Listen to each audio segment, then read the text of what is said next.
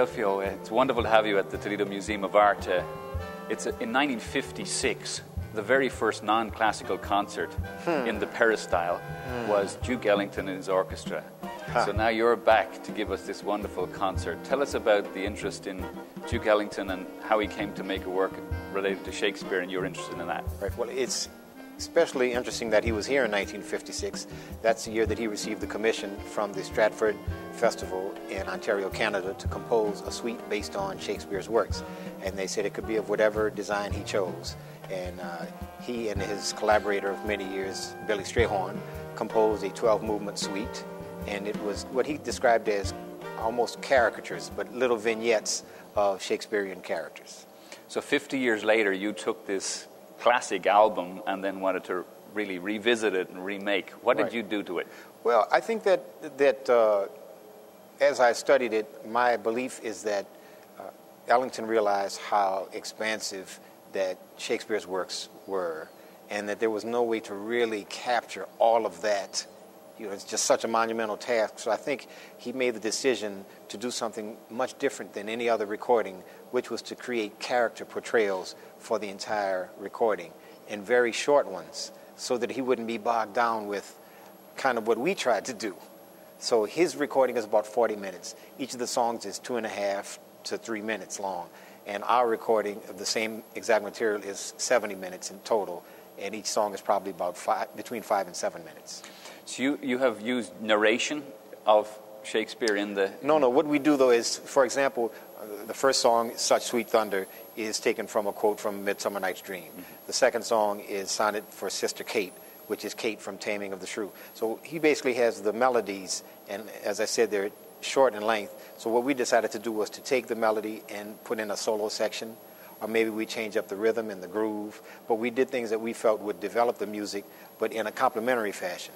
So my thinking is, okay, if Ellington were here now, what information would he have included?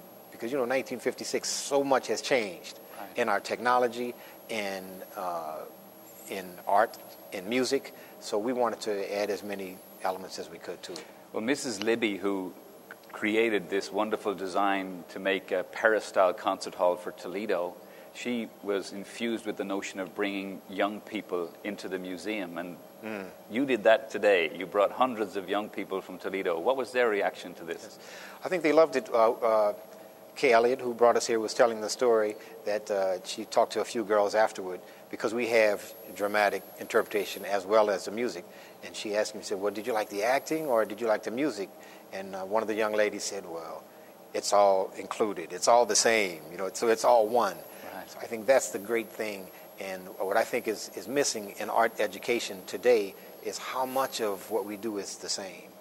So the sense of multi-arts literacy, that it's multiple senses. Yes, and I think all of the Greek civilization, Egyptian civilizations, they realized that in order to have, like we can gauge certain things by test scores, but I don't think that you can really gauge the emotional and the cognitive development of kids just based on, okay, what score did you get on the SAT?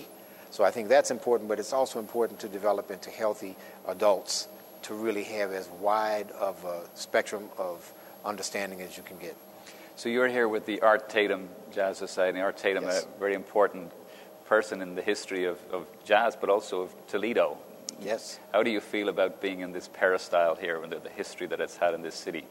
Well, Art Tatum, for us jazz musicians, represents excellence, and he represents hard work and dedication, and he just gave so much of himself to the music. And like all truly great jazz artists, that's what we strive to do, is to really give as much of ourselves to the music as possible, and to our public and to the audience. And, that requires years of dedication and really soul-searching. So there's so many things. And just, being in this environment, when I came into the museum, I said, man, I saw the Egyptian and you have the Greek pieces here, and I'm saying this is similar to what because in our show, we had an artist, and he recreated the Sphinx, but like it probably looked, back when it was first built. Right. So we have that imagery. So the kids are not only getting the dramatic interpretation, they're hearing the music, they also have the imagery. Right. So if we're playing a song that's based on Cleopatra, it's called Half the Fun. And the story is she's sailing down the Nile in her royal barge, and there's riches of all sorts, and she has the finest in food and libations, and the servants are fanning her with ostrich feathered fans, but she's without Mark Antony, so she's only having half the fun. Right, So when we play that song, then we have the Egyptian backdrop, which is, like as I said, the Sphinx, and also the hieroglyphs that are inside of the tombs and the pyramids also. Great, yeah. We're standing in front of a painting by Frank Stella from his Protractor series in the late 60s, and great abstract painting by a great abstract artist. He's coming here actually to Toledo soon. I just wondered about that sense of realism and abstraction, and that sense of improvisation that's in jazz, that you're always looking for, you're bringing yourself to the music. And how does that actually work for you in terms of the way that you represent the music? Abstract basically means having faith. There's really little more abstract actual than religion. Right. And I think that for some people they have a hard time with it because it requires so much of a leap of faith. Right. And I think that it's a great thing for kids, and we always try to encourage the kids to be creative and don't be afraid to take a chance. And you never know. And for example, we had today 2 young ladies who are hearing impaired.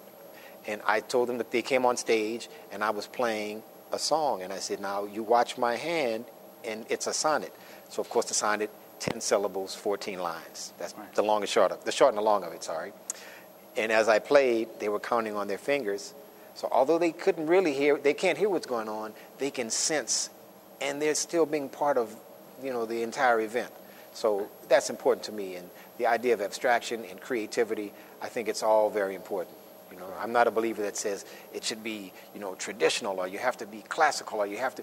I think we need the traditional, we need the classic, we need the avant-garde, we need the abstract, and we need it all to make things right.